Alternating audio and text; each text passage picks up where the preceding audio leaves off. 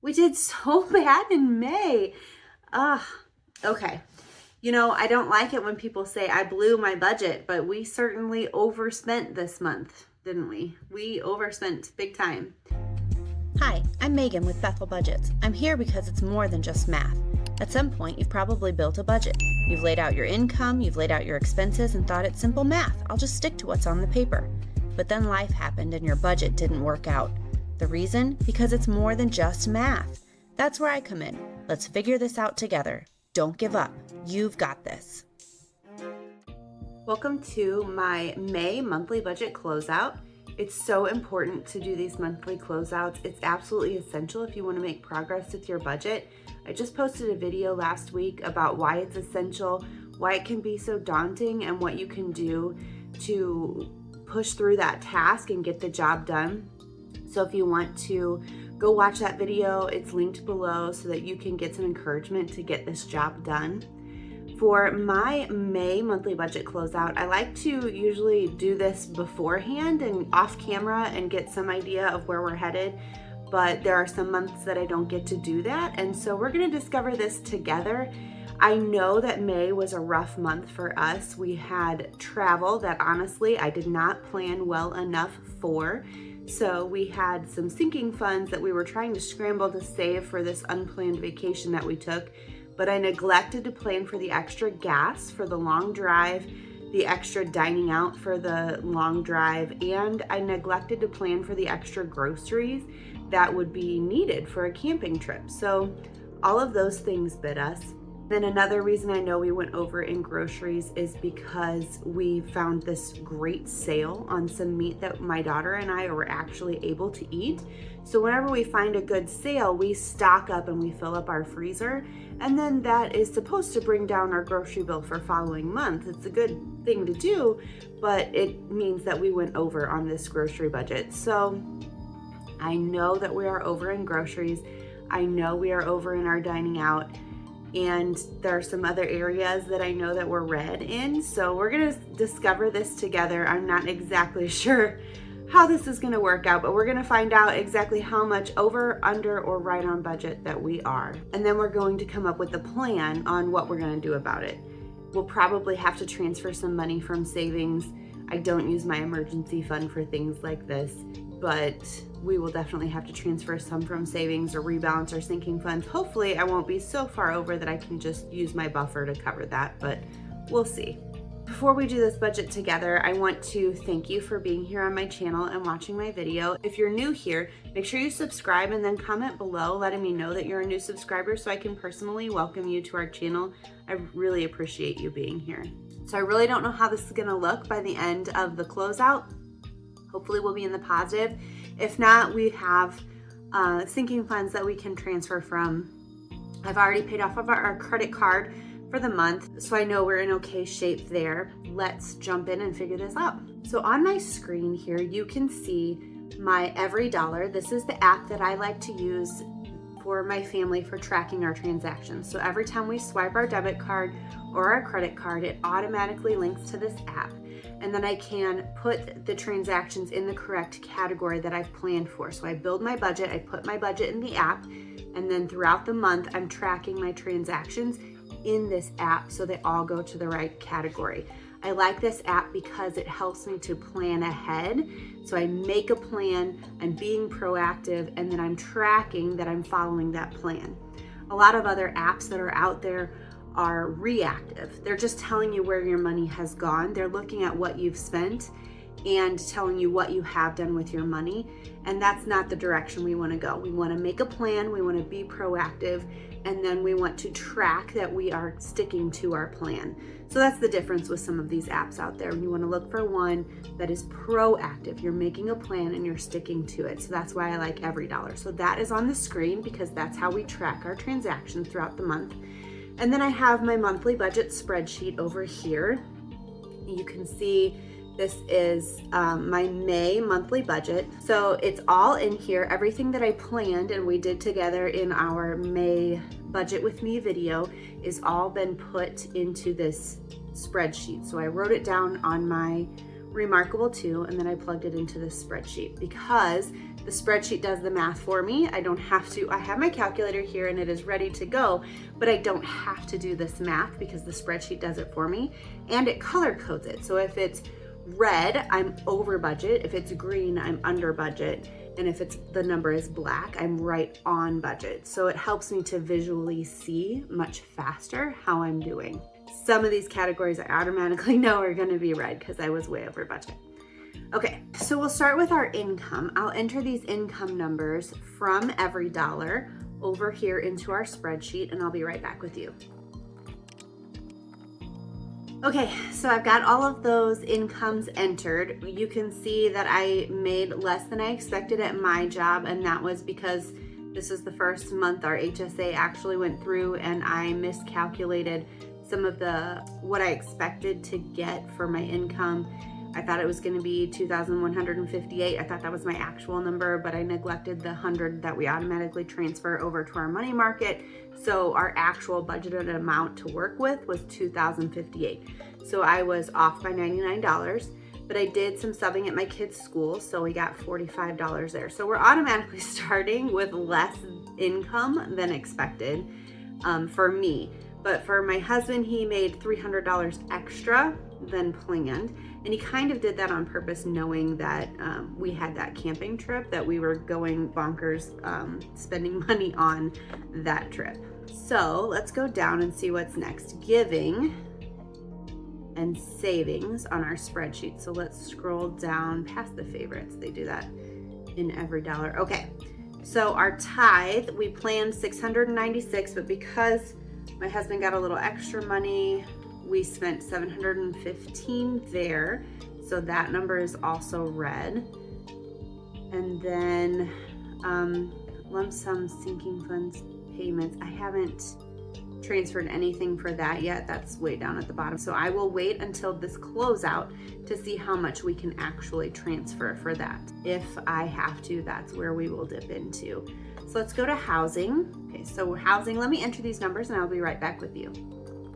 Okay, so we did better than we thought with the internet. So we had this grant that I expect to go up any day now and be done, and so we won't get that grant anymore. So I've been budgeting $50 2 months in a row, and still we've been getting the grant. So I don't understand why, but I'll take it. And then here with the water, sewer, trash, this is an every other month bill.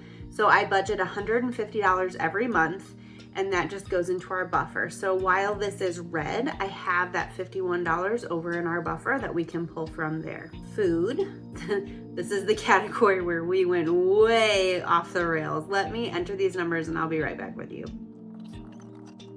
Oof, we overspent on food this month by $1,297. That's gonna hurt.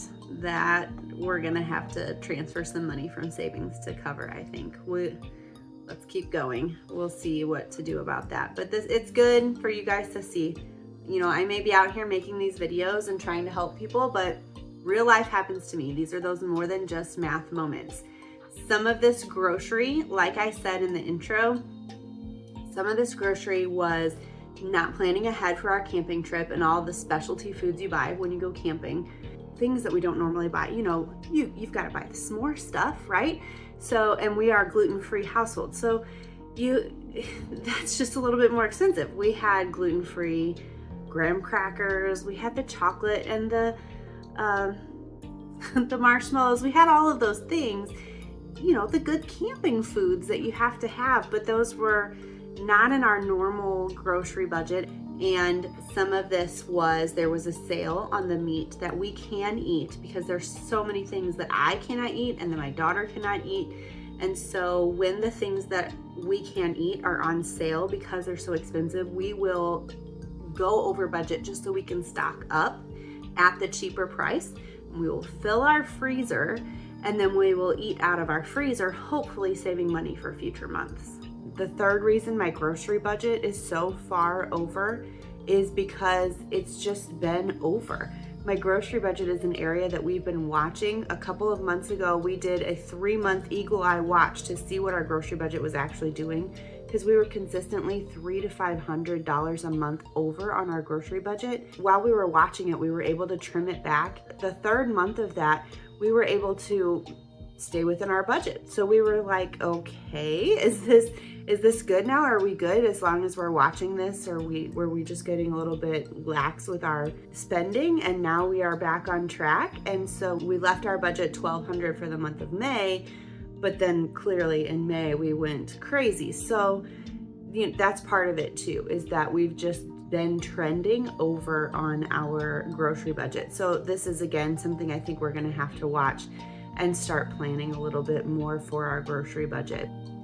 So I knew that this was gonna be way over budget. That's a lot over budget. I knew that it was gonna be over budget though. And then our dining out, that was just bonkers. I don't know if you've ever heard that May is the new December, or seen the Holderness family, I think. They have a music video about May-cember. It is so true. May really hit us hard. Even in our transfers, which you'll see in a little bit, we have so many things coming out for our transfer category. We get hit with so much. Transfers in my budget are things that are coming out of my lump sum sinking funds. So as I'm putting money into my lump sum sinking funds, I put that in my lump sum sinking funds line item in my budget. So that's money that's going in. And then I save that up all year long. And then when I'm spending money out of those lump sum sinking funds, that gets tracked under my transfers category in my budget. So then that cues me at the end of the month to transfer the money that I need to back out of savings. As I'm putting money in, I can just kind of figure out what's going in, what's going out, and just transfer the difference. So that's what my transfers category is. And May is such a transfer heavy month for us.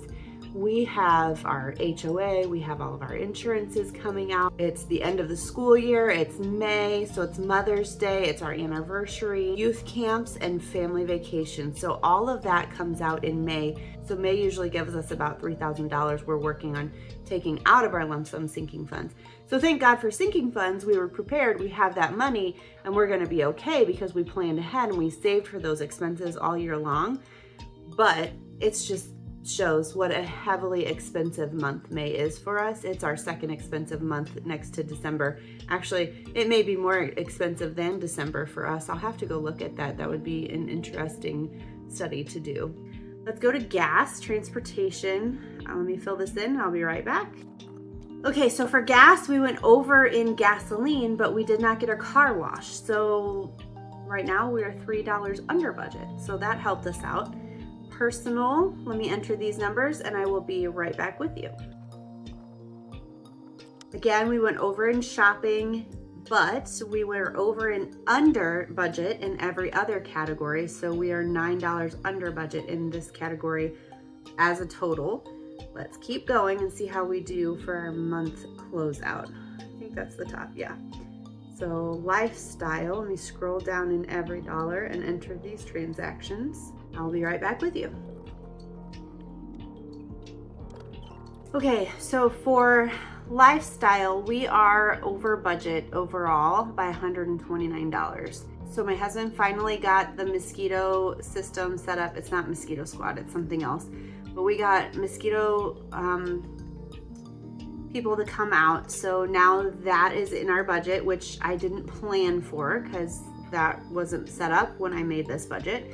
And then the pet care, I don't remember what that was. I think that was the chinchilla broke her food dish. I can't imagine it was that expensive, but that is probably something about what that was. And the $89 was me. Actually, I think it was me.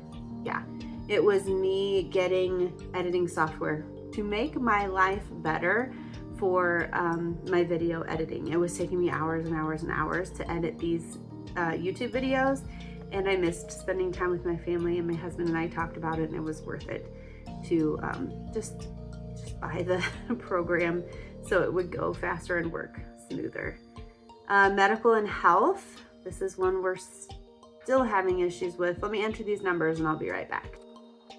So we're over by $300 because, again, my HSA card did not get fully funded. I'm really struggling with this to get this figured out, but I will be able to save So like these supplements, I can save these receipts and get reimbursed once we get this sorted out.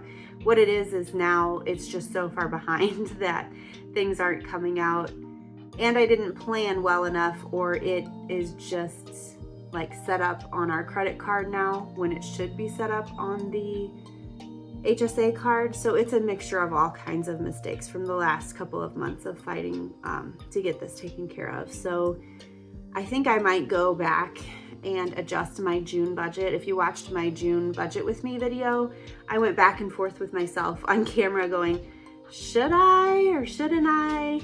And I decided not to put any money in these categories, and I think that I actually should go back and adjust my June budget just so that I'm not seeing red numbers so often. Okay, let's move down to debt. Let me enter these numbers and I'll be right back with you.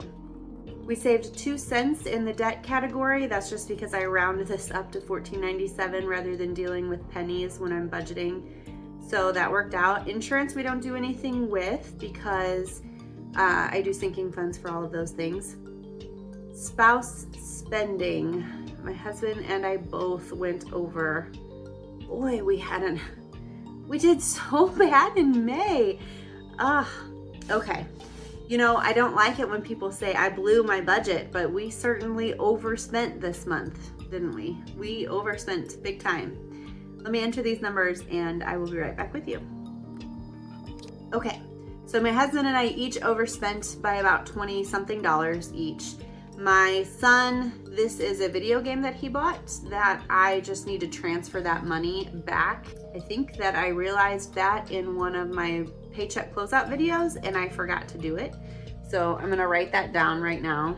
So right now overall we are 66 over, but I'm getting that 1966 back, and from the water sewer trash, 5196 plus 1966. So we have to keep that in mind.